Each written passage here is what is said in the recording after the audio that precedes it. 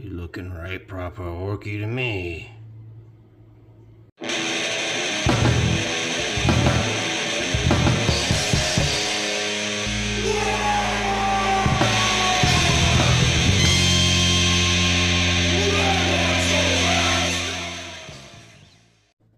Wow! Welcome back to the Red Ones Go Fast. Old Big Mek here, and it's time for another episode of ORKTOBER! Let's get into it! That's right, it's another day in ORKTOBER, which means another video here on the Red Ones Go Fasta with Old Big Mek himself. And we've been doing a lot of really cool things this ORKTOBER and talking about a lot of cool things. But the biggest thing we've been doing is painting our Beast Snaga army. The one right there. For those of you that are new here, which is a lot of you, welcome. But also to get you caught up over the holidays when the Beast Snaga Battle Force box was released, Old Big Mek really wanted to add it to his ORK collection. Bought it, built it. We did a whole video series on building them and how they're actually modular and not monopose and all sorts of cool stuff like that, which I think it goes right there. Maybe right there. Anyways, there'll be a link up there if you want to build on that. Then they went into the case and didn't come out until ORKTOBER. I had put so much time into building them and then got distracted by a million other projects, as a mech is wont to do, and never got around to painting them. So last ORKTOBER, we also did the video everyday thing, but I spent a lot of time getting various painting projects done. I had a lot of, regular orcs laying around that were kind of half finished, or needed some conversions or whatever, and we managed to get a whole boatload of them done. This year we wanted to see how long does it take a regular person to paint an entire army. And that's been really hard to quantify because you get a lot of these YouTube videos that are 24 hours or 12 hours and they've got, multiple people working on it, or the army they're building is like a combat patrol size and they're using airbrushes and all sorts of crazy stuff. We don't have any of that. One dude, full-time job, raising 4 grots, right? The whole 9 yards, just trying to paint now and again to get the army going good enough to put on the tabletop and feel good about it. And so we've been going over a whole bunch of techniques and tips and tricks that don't use anything crazy, like just the basics. We did all of our priming with rattle can, and we did a whole episode on that, which went really awesome. And all of these are in this are in this playlist, so you can go back and watch the first episode of just painting the army, and then the second and third, and now we're to this one. So anyways, what we have done is we've gotten everything primered, we've done a bunch of base coats and gotten our skin good. We've used contrast paint correctly on the furs and feathers and skins and things like that, and now we're to just grinding this army out. It's a big army. It's 1,500 points. I've got 30 Beast Snaga boys alone, just the regular infantry guys. And that's a lot of dudes to paint. So this video, I'm going to give you all the tips and tricks you need to actually get through this, get over the hump, and just get your army painted. All right, let's talk about it. So army update, I really haven't done much with the riders. I did a little bit of experimenting on the skin on one of the squiggies, and that's been it. So they are still kind of untouched. Same with the kill rig and the characters. I've actually been spending all of my time on the Beast Snaga boys. And there is a very good reason for this. I am treating the first 10-man squad as kind of my practice squad, so to say. Because my first tip to you is to not be afraid to change your workflow or your paint scheme. And to illustrate what I'm talking about, this is the knob from the 10-man squad. Looks pretty good, I'm pretty happy with him, but one thing that this squad has taught me is that painting all the belts black is actually hard. You see, the belts are different on every single one of these models, and they intersect with a bunch of other colors. You've got the brown on the pants, you've got whatever color the fur, the hide is, you've got the green on the skin, you've got leather on these pouches, and so there's a lot of opportunities for mistake. And furthermore, on some of these guys, I painted the trousers a lighter color of contrast, and it's just not quite enough to really blend in, and it really, just kind of doesn't look very good. Plus, it makes the black look even starker, so just been not happy with this. So on the 20 boy squad, I switched to using contrast snakebite leather for all of the straps, which I already had out for my carrying cases and things. So it's one less color I've got to deal with, it's one less decision-making thing, and you can see if I get a little bit of spillover onto the brown pants, it's not that big a deal as compared to the black. I've also used it on the straps, holding the wrist greaves on and things like that. And yeah, it really kind of helped clean things up and get my workflow to happen faster by changing this decision. And yeah, just don't be afraid to change your paint scheme a little bit. Like, orcs having different color pants squad to squad is totally normal. They're orcs, but also like having the leather belts be different. Now my 10-man squad, if they get mixed up with the 20-man squad on the tabletop, I'll be able to kind of tell them apart without picking them up and looking at the bottom. Because remember when we started the project, we labeled everybody, but that difference with the black belt is a little bit of a visual, like, oh, okay, yeah, that is the 10-man squad, not the 20-man squad. Now, obviously, this is going to be different if you're doing Space Marines or Eldar or something like that that have like a much more rigid paint scheme, but it's still something that applies. If you're painting Space Marines, for example, if you're painting Beakies and you've started painting all of their leather pouches a certain color, and it's just not working, it's taking forever, or it's a whole nother color in your arsenal, or like you've got the pouches are brown and the belts are black, maybe consider doing everything black or doing everything brown and just taking some of that away so that you can get it done faster and that there's a little bit more room for errors without it being so like in your face. Which brings me to tip number 2, which is sometimes it's okay to skip some details. Now, old Big Mek loves details and loves painting details, but let me show you what I'm talking about. You see this guy here? He's got some holes in his pants there that his skin would be showing through. On this particular one, I didn't bother with any of them. I let them all be the leather color. And while I didn't do that on everybody or every hole, it's just another detail that you can cover up without even really, affecting anything. And here's another plus of using the brown on the belts. You see the buckle there?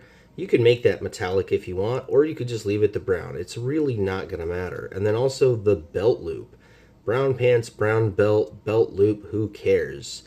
Paint it all black. That's also good too. It's a belt loop. When this thing is on the tabletop, can you see that at all? Can you care at all? Yeah, he's in the shadow. Let me put him in the light. Does that make any difference whatsoever to the overall look of that boy? Nope. Here's another good example. You see the leather straps right there holding the wrist piece on? There's actually skin in between 2 leather straps. I just painted the whole thing the leather color and made it look like 3 straps or some leather that's, closer to the skin in between the 2 thick straps. Because again, you put it on the tabletop and do you see it? No, you don't. Now, obviously, the more important the model, the more it's a character, the bigger it is, stuff like that, the less you're going to do that. But, I mean, we are talking rank and file. These are your battle line guys. They are the troops. They are the infantry. They're the cannon fodder, really. They're the ones that are going to get blown up right away and thrown back in the box. It's okay to skip over some details. And as we showed you before ORKTOBER started, when we were updating one of our old Choppa Boys squads, you can always go back and add more details to your squad. An army is never truly done. It's totally okay to go in and add some details later on. Right now, we just want to get this army good enough to put on the tabletop and feel good about it. It doesn't have to be perfection. We're not entering Golden Demon. And that brings me to tip number 3, which is to actually break things up into things you don't have to think about. So for example, you'll see this squad here. I've got these rows of 4 that are all different. I know these look kind of similar, but this is actually a different color. What I would do is I would sit down with the paint color and I just kind of put the pots in front of each line. And I knew that everything in that line needed that color painted on its accent piece. And so I painted all 4. And then the next time I had 10 minutes, I painted these 4. And then the next time I painted these, etc., etc. I was able to break it up. And not only break it up, but break it up in kind of a mindless manner, because the biggest thing I can give you, the most important tip I can say, is paint every day. Just paint every day.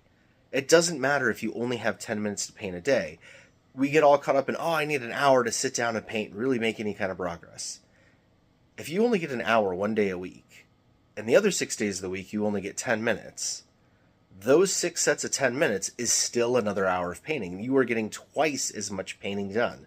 Yeah, you can't like sit down and do all these crazy wet blends or anything like that, but you can totally set yourself up for success with having little projects like that, going, oh, okay, these 4 or 5 guys right here, like, I have to paint all their boots black. And so today, when I have my 10 minutes, I'm going to sit down with the black, I'm going to go boop, boop, boop, boop on the boots, and be done. It's still 10 minutes of progress. That's 10 minutes of painting black boots you don't have to do when you do get your hour to paint on the army come the weekend. And I have truly used this on this army. I sat down and had my 10 minutes to paint the leather colors, and I painted all the leather colors. And then later on, I had 10 minutes to paint the belts, and I painted the belts. And then I had 10 minutes to paint the pants, and I painted the pants. And now this squad is looking so much more together than it would be otherwise. And because of those 10-minute days, I now have 30 boys that are just about ready for the tabletop. Seriously, I can slap my metal color on these and my basing color, and these really are pretty much good to go. Yeah, I'm going to come back and do some washes and some more advanced things. In fact, that will be the next video on these guys. But as far as the actual squads go, we are making some serious progress. And that's without having my hour time or a couple of hour time to sit down and do them. These are literally all 10-minute chunks.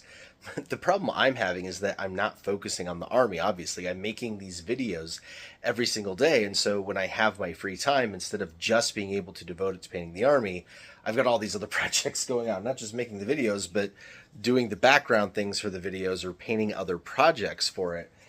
So really, you know, if you really want to get the army done, don't do that. Don't run a YouTube channel and don't have 10 million projects. Put everything else away and just focus on the army. But yeah, 10 minutes a day, you'll be surprised what you can get done. Which brings me to my final tip, and that it ties into all the other ones, and that's set yourself up for success.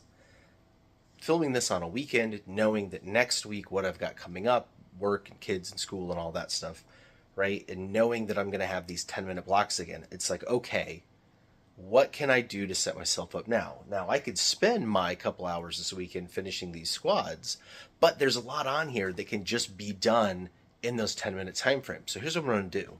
They all need their metal color on them, and that metal color really is brainless. I am going to paint the entire Choppa and the entire Slugga and the entire Bionic Limb and the armor panels and every single one of these guys in the exact same color. So I can leave them out, leave out my color, and now when I have my 10 minutes, I'm just going to put metal on guys until I'm out of time and keep going until the whole squad is done with metal and they all look like this guy. And by future planning for this, that allows me to now spend time this weekend working on a bigger project that does involve some brain cells, where I've got to make decisions on what colors to paint things or what order to do things in. Like this kill rig, I'm only painting one of them, so an assembly line technique doesn't work, and I really have to look at the model to figure out, okay, what am I painting next? Where does it go? What color is that going to be? How does that interact with the next steps I'm going to do? I can spend my uninterrupted time on this and my quickie times on the stuff that I already know what I'm going to do, and I don't have to think about it while I'm doing it. And as a quick aside, since we're talking about putting metal color on these guys, let me show you just how bionic these guys are and why I keep saying Beast Nagas are not feral. All right, this is the 10-man squad. This guy's got a bionic leg. This guy's got a bionic hand.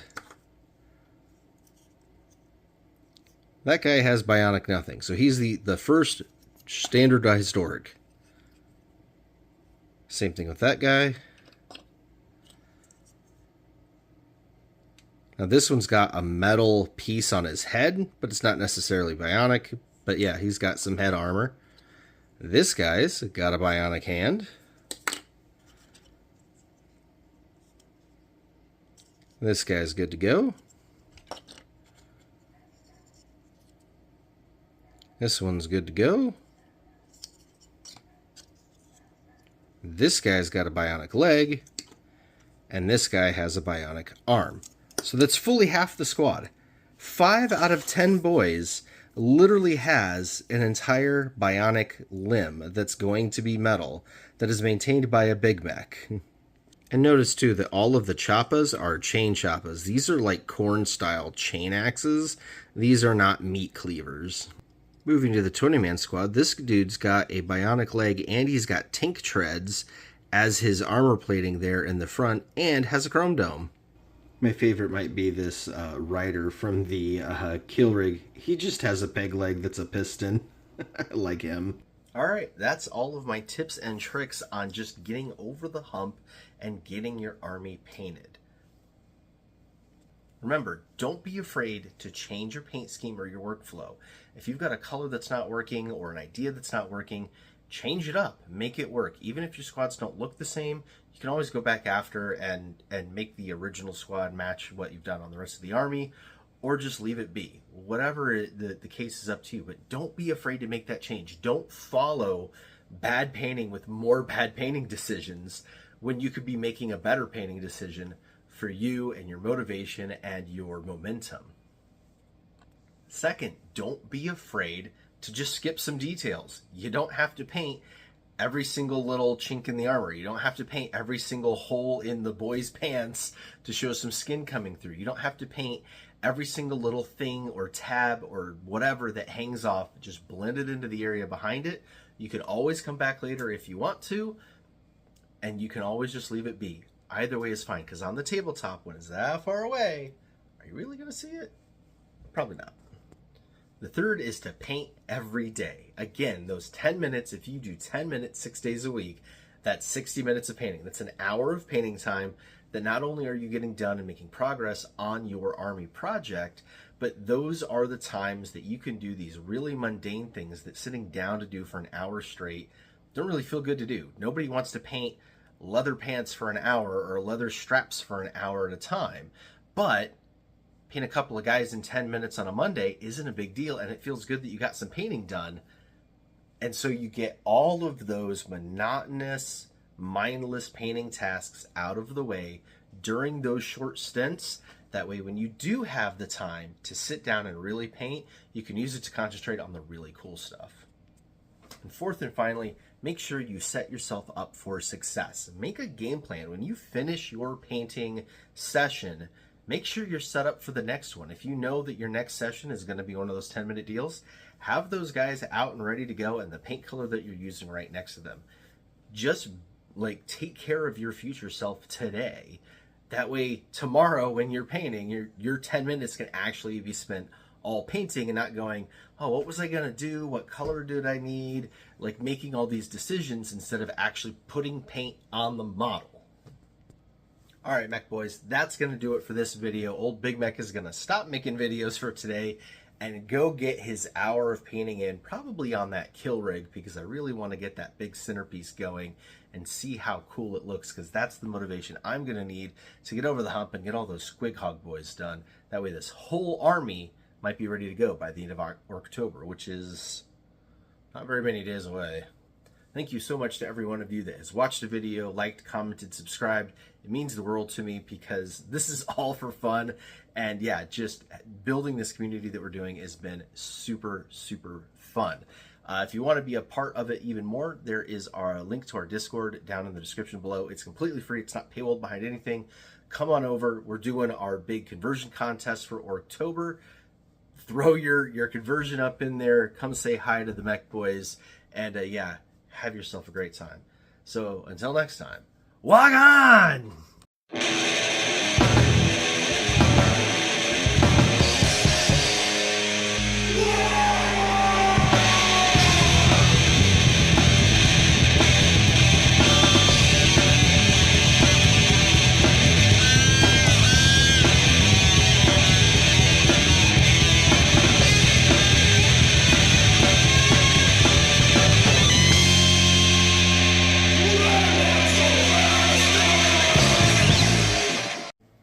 You are the laziest squig. Do you know that?